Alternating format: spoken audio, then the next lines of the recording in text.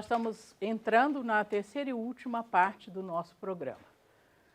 Temas do debate atual, acho que é isso. E aí é uma coisa, meio um pupurri de temas, que tem um pouco de relação entre si, e a gente começa pelo tema da retórica, porque foi o tema que mobilizou a comunidade de pesquisadores nessa área nos anos 80 e 90. Inclusive, como eu já disse para vocês, também no Brasil, né? Nós tivemos muitos livros publicados e tal.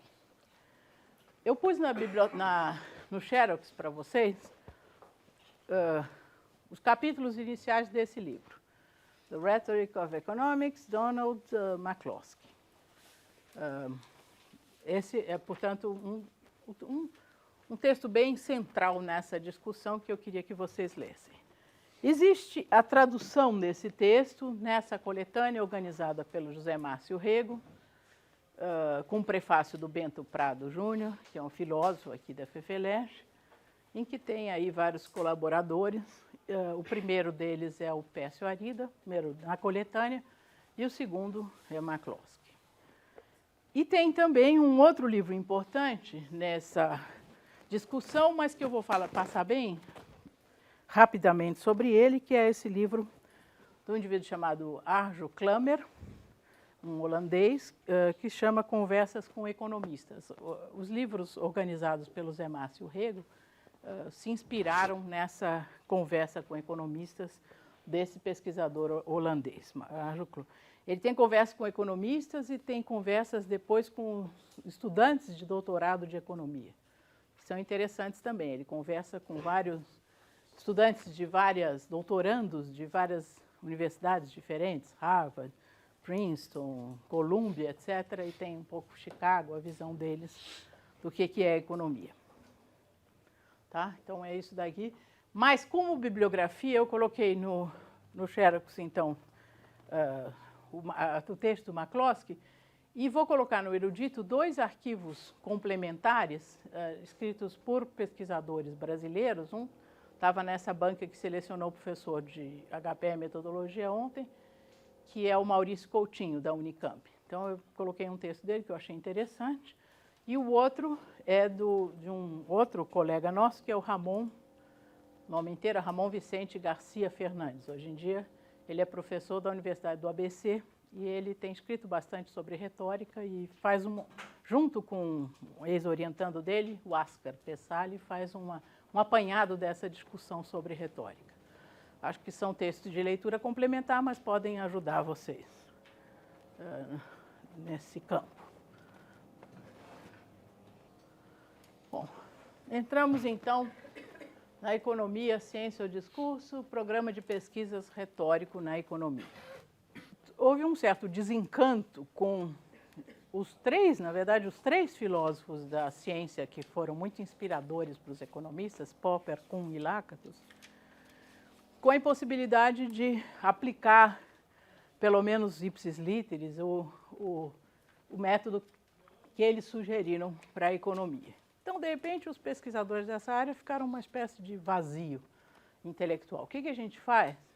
E foi nesse vazio intelectual que surgiu o método, a discussão da retórica na economia. Então, esse campo de discussão, pela sua própria natureza, é interdisciplinar, ou transdisciplinar, como se diz agora. Então, tem retórica na economia, como tem retórica em todas as ciências, como tem retórica na literatura, na arte, etc. A gente vai pegar aqui. Então, a discussão necessariamente invade outros campos, né? A trajetória de alguns desses autores, que a gente vai tratar aqui, incluiu uma incursão no campo da ética, da literatura e tal, por causa da própria abordagem que eles têm, fazia parte dessa questão. Bom, então, a retórica, nós precisamos ir lá para o passado, não tem jeito, nós vamos para os gregos. Então, a retórica tem é considerado que a retórica tem duas origens importantes. Uma origem no campo do direito, uma origem judiciária, e uma origem na literatura. Então, primeiro, a origem no direito. Então, nós estamos aí em Siracusa, a cidade, na Sicília grega, no século V a.C. E aí a retórica surgiu como arte oratória. A retórica, no começo, estava muito ligada à questão da oração, da palavra, da expressão verbal, né? Da expressão oral, melhor dizendo, e não a escrita. Então, por exemplo, os os filósofos aí da escola do Pitágoras introduziram a noção de verossímil. Uma coisa é verossímil, qualquer coisa que a pessoa fala é verossímil ou não. Quer dizer, não está dizendo é verdadeiro, mas está dando uma aproximação à verdade, que é essa questão de é plausível que assim seja, etc. Então, tem casos interessantíssimos, né? Eu não conheço tão bem, mas alguns poucos eu conheço. Então, por exemplo, a retórica era um ofício, né? Então as pessoas eram professores de retórica, ganhavam dinheiro ou sobreviviam às custas dos seus dotes retóricos, né? E nisso, um pouco antes dessa época, havia um filósofo chamado Demóstenes, né? Que se tornou um dos maiores oradores da Grécia. Ele fez um grande sucesso profissional como retórico, né? E ele tinha uma particularidade, ele era gago, tinha um problema sério de gagueira, né? Então, como é que ele treinou desde criança para conseguir superar esse problema, né? Que até hoje os fonoaudiólogos se inspiram nesse exemplo de alguma forma. Ele ia para a beira do mar, colocava pedras na boca e falava contra o barulho das ondas, né? E com isso ele conseguiu aprimorar, superar a gagueira, embora essa questão de ser gago não seja necessariamente uma restrição para a condição de orador da pessoa. Pelo menos duas grandes autoridades no campo da retórica são gagos, ou pelo menos foram gagos durante uma boa parte, e fizeram sucesso a despeito disso. Mas, enfim, voltando aí para o Demóstenes. Então, foi com isso que ele conseguiu se tornar um excelente orador, porque a voz dele tinha que superar o barulho das ondas do mar e as pedras também tinham alguma finalidade lá.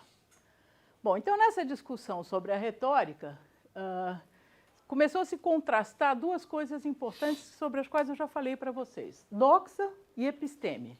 Então, isso é apenas uma opinião, isso é o conhecimento verdadeiro. Episteme, eu acho que se pronunciava assim, seria o conhecimento verdadeiro, ao passo que a doxa seria a mera opinião. Então, a doxa valeria menos do ponto de vista retórico do que a episteme. Por que origem judiciária? Porque nos tribunais as pessoas precisavam se defender, precisavam ser defendidas e atacadas, né? Então, a retórica era útil para conseguir atingir essa finalidade. Tem um papel muito importante na discussão da retórica essa escola dos chamados sofistas, né? Essa escola de corrente filosófica aí chamados sofistas. Os sofistas realmente foram os fundadores da retórica como arte do discurso persuasivo, né? De persuasão. E eles desenvolveram uma série de, digamos assim, de mecanismos, né, ou de artifícios para tornar o discurso de uma pessoa persuasiva. Desenvolveram para si próprios e passaram a ensinar isso. Então, por exemplo, uma das coisas importantes para tornar um discurso persuasivo era conduzir o discurso de tal forma a que ele fosse num crescendo até chegar no seu ápice, aquilo que em literatura se chama clímax, exatamente, que era o tal do kairos. É o momento oportuno em que a adesão àquilo que o orador está falando finalmente se dá, né? Então, o discurso, eles discutiram formas de tornar o discurso eficiente do ponto de vista de persuasão. E, mas para os sofistas, a questão da verdade era um problema, né? Então, fazendo um gancho aqui com a discussão dos instrumentalismo e o pragmatismo do Friedman, não sei se o meu discurso é verdadeiro ou não. O fato é que ele consegue convencer, né? Então, quando se pedia aos sofistas, mas o que vocês estão chamando de verdadeiro? Verdadeiro é um discurso em relação ao qual nós todos concordamos. Então, se existe esse consenso, e nós conseguimos concordar, é porque esse discurso é verdadeiro. É um teste intersubjetivo, num certo sentido. Bom, os sofistas foram detonados, né, por outros filósofos da própria Grécia, por outros filósofos gregos, né? Em parte por esse tipo de coisa. Então, o seu discurso, você tem que falar coisas que convençam as pessoas, mas não importa se você está falando é verdadeiro ou não. Tá? Então, se vocês conseguiram esse acordo, eles estão acreditando em você, isso é verdadeiro. Lógico que eu estou banalizando, eles não eram tão banais assim, tão simplistas assim. Mas essa é uma tendência muito forte nos estudos de retórica, que é o seguinte: o discurso precisa ser bem conduzido. Tem mudando aí também de pato para ganso, indo para a literatura brasileira. A gente tem um conto, eu não sei se vocês por acaso ouviram falar ou leram, que se chama O Homem que Sabia Javanês, da Lima Barreto, né? Então, vou contar só o comecinho. A ideia é o seguinte: o cara foi morar no Rio, não tinha emprego, estava lá na pior, e viu um anúncio no jornal. Precisa-se de alguém, né, que saiba falar javanês. Ele falou, bom, eu vou nessa, né, porque concorrência deve ter muito pouca. Aí ele foi no Google da época, procurou o que era javanês, onde era Java, qual era o alfabeto de Java, e com essas parcas noções, no dia seguinte ele foi procurar esse emprego. E aí segue a história, é engraçado, é interessante. Então, tem um pouco dessa questão, a discussão toda na retórica tem um pouco disso. A retórica é enfeite do discurso, né? Então basta que eu saiba, se eu conseguir enganar esses trouxas, legal, minha aula é retoricamente eficiente, estou falando um monte de mentira, mas estou falando com uma tal ênfase, com um tal teatro, que eu consigo convencer, então, legal, por aí que eu fico. Né? Como é que eu faço para fazer isso? Então, tem várias técnicas. Né? Como é que você consegue a atenção de uma classe? Você começa a falar bem baixinho.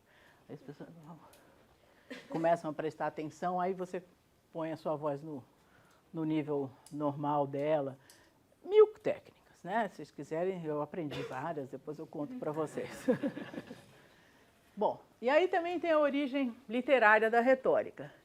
E aqui é o Platão, que tem um papel importante, como fundador do discurso chamado epidídico, sei, alguma coisa assim, que é elogio público, sobretudo feito nos funerais. Então, no funeral, esse grande homem que faleceu, infelizmente, grande pai, esse tipo de elogio, ou então é um grande general, teve um papel importantíssimo para a Grécia, marará, aí se... E, como vocês sabem, Platão escreveu vários diálogos, né? Desde aqueles relativos à morte de Sócrates, que está aí na figurinha, né? Em que Sócrates foi condenado a beber cicuta e tal, ele estava sendo julgado, e ele assumiu a sua própria defesa. Ele fez o papel do seu advogado de defesa e, para fazer isso, ele criou uma argumentação dialética que foi muito interessante. Então, todos os diálogos de Platão são montados nessa... um diz uma coisa, outro diz o contrário disso, outro argumento e coisas desse tipo. Confronto de argumentos no sentido dialético aí. E um desses discursos um desses obras de Platão é esse diálogo chamado Górgias. Górgias era um general grego que combateu na guerra do Peloponeso e, quando acabou a guerra, um monte de perda de vidas humanas, Górgias viajou pela Grécia convencendo, inclusive, os que tinham perdido a guerra de que aquilo tinha sido a melhor solução possível, etc. E nessa obra de Platão tem um elogio do diálogo como uma forma mais eficiente do que a guerra, melhor, mais humana do que a guerra, para convencer, por exemplo, manter estabelecer ali uma relação de subordinação entre povos diferentes, né? Convivência, no diálogo, etc. e tal. é melhor do que ficar guerreando. Então tem bem esse confronto entre doxa e epistemes. Mas Platão, como vocês sabem, não era democrático, né? Ele achava que a retórica tinha que ser exercida pela elite da sociedade, elite intelectual e tal, né? E o povo ficava daquele outro lado, escutando o que as pessoas diziam e aceitando, né? E procurando agir de acordo com aquilo que lhe era dito. Já em Aristóteles, essa dimensão democrática do discurso é acentuada, né? Então, a menos dos escravos, a sociedade, na concepção de Aristóteles, todas as classes sociais, todas as camadas da sociedade tinham que ter direito à voz e à expressão e tal. E Aristóteles faz uma coisa bastante... Então, a retórica civil da democracia diz isso, olha, vamos viver numa sociedade democrática em que todos tenham poder de expressão, etc. e tal, possam se manifestar, dizer suas ideias, comparecer na praça pública e tal. E, com isso, a gente terá uma sociedade, ao mesmo tempo, mais pacífica, né? Então, para isso, a retórica serve. E reconstituiu esse elo aqui, Aristóteles, entre a retórica e a razão. Então, a retórica, que, por exemplo, nos sofistas tinha sido totalmente separada do logos, né? Do reto, logos, etc., ela volta a ser... Não, um discurso, para ser bom do ponto de vista retórico, não basta que ele seja persuasivo, ele precisa ser verdadeiro de alguma maneira, né? Então, ele precisa ser conforme aos ditames da razão, coisas desse tipo. E a retórica, portanto, totalmente associada à dialética, à arte de argumentação, né? A capacidade de argumentação, não a retórica apenas no sentido de dizer, o cara chega lá na frente de todo mundo, sobe no púlpito e fala umas coisas, bararé, todo mundo sai satisfeito, convencido, etc. Isso é a retórica. Não, a retórica também como uma arte de incorporar opiniões contrárias, de argumentar, em suma, dialogar, aí também já na tradição do Platão. Esse duplo sentido da retórica, a gente pode começar a querer definir. Bom, a gente está falando tantas vezes retórica, o que é retórica, afinal? Então, a gente tem aí um duplo sentido que a gente já percebia na Grécia, né? A primeira parte é uma definição que pode ser considerada estreita de retórica. Então, retórica como um enfeite, como ornamento, aquilo que a gente pode chamar como mera retórica. Isso é pura retórica, blá, blá, blá. O cara vem lá, não preparou aula nenhuma, chega lá, fica enrolando, faz gesto e tal. Isso é mera retórica, é um blá, blá, blá. Eu teria feito melhor para mim, ficado em casa lendo o texto, ou nem ler, porque esse cara também não vai cobrar muito, né? Então, esse sentido, ele não é necessariamente pejorativo. Eu quero até corrigir um pouco essa fala aí, quer dizer, corrigir não, enfatizar o pode aqui. Pode adquirir tom pejorativo. Tá? Isso é retórica, não vale, não é um argumento válido. E tem uma definição ampla, que, por exemplo, a gente pode encontrar em Aristóteles, que é a habilidade de buscar os meios disponíveis de persuasão. Retórica versus violência, como já foi comentado. Por que esse coelhinho está fazendo aí? Alguém tem algum palpite? Da Alice no País das Maravilhas. Que essa discussão está bem colocada. Bom, também só preliminarmente, outras definições de retórica. Vitor, lê aí para mim essa primeira, por exemplo.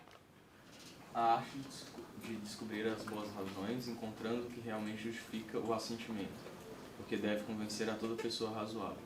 Argumento honesto de lividão auditória. Tá. Quando você está falando de argumento honesto, qual é a ênfase dessa definição?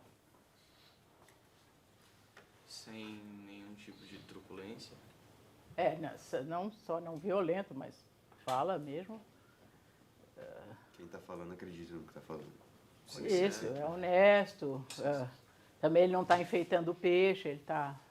Mas os discursos somente apaixonados não convencem as pessoas razoáveis que a gente acha que somos nós, né? Bom, então, está falando o seguinte, apenas isso está dizendo o que deve ser, e não que a retórica é essa arte, de encontrar as boas razões, e não que de fato os discursos sejam necessariamente assim os discursos que conseguem persuadir. Bom, a segunda definição, aí, Fernanda, lê aí. A arte de descobrir as crenças compartilhadas e melhorá-las num discurso compartilhado. Enfim, adequação dos meios aos objetivos da conversação. Tá. Quando ele fala compartilhadas aqui, é porque eu tirei essa definição do contexto. É compartilhadas entre o orador, entre o retor, né, e a audiência. Então, não é que ele está falando que são crenças que ele não expose, mas são compartilhadas, não só entre A, mas entre eu e ele. O último pedaço da definição é uma definição economicista, vamos dizer, da retórica. O que eu quero com essa conversação? Quais meios mais eficientes de atingir isso? Como é que eu aloco esses recursos? Digamos que eu tenho um problema de falar muito baixo. Como é que eu consigo melhorar isso para conseguir manter uma boa conversação? Essa questão das crenças compartilhadas é interessante pelo seguinte: o cara vai falar, seja um político, seja qualquer pessoa, um cara numa associação de pais e mestres, um estudante no centro acadêmico. Uma coisa que é importante é uma arte, que é o seguinte: o que para nós é um valor, para mim e para vocês? Por exemplo, é um valor assim, a gente quer o bem desse curso de economia, né? Portanto, então você começa por aí. Olha, nós queremos que esse curso de economia vá para frente, que dê uma formação, digamos, mais plural para os alunos, digamos que essa seja uma crença compartilhada. E para isso nós precisamos disso. Então, o cara começa falando das coisas que... Ele começa estabelecendo um acordo ali, né, com aquela audiência. Né, os políticos, nós queremos o bem do país, nós queremos melhorar as condições de transporte, qualquer coisa desse tipo. Nós queremos tornar São Paulo uma cidade mais humana. Então, ele começa por aí e depois ele vai usando os argumentos, a partir dessas crenças compartilhadas, até para melhorar essas crenças, porque aí é uma coisa interessante. Bom, então,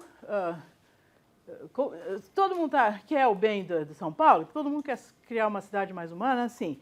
Então, nós vamos estabelecer pistas para bicicleta, ciclofaixas, ciclovias, etc. e tal. Mas tem um problema, assim. O cara retruca e aí você vai dizendo, então precisa ser desse jeito e não daquele que eu tinha pensado inicialmente. Portanto, é uma crença que vai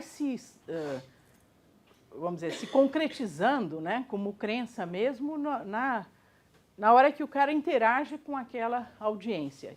Isso é uma coisa muito interessante na retórica que o pessoal começou a perceber. Quer dizer, não só o orador tem que pensar naquilo que as pessoas gostam, né, naquilo que as pessoas valorizam, e se ele valoriza também estabelecer esse acordo, como ele tem que ser capaz de ouvir também. Então, a retórica, para muitos, é apenas uma coisa de mão única. E na concepção mais sofisticada de retórica é uma coisa de mão dupla. Eu falo, mas também eu ouço. Né? Tá bem, eu quero ser eleito, eu quero traduzir esses anseios desse segmento aí da população, mas eu pensava que eram uns e não são outros. Então, eles precisam retrucar. O auditório também tem um papel nessa discussão. Tagner, lê o último aí, por favor. A última definição. Discurso para um auditório, todos os tipos de acordo não forçado da mais elevada matemática à mais real publicidade. Questão central, auditório que se pretende atingir.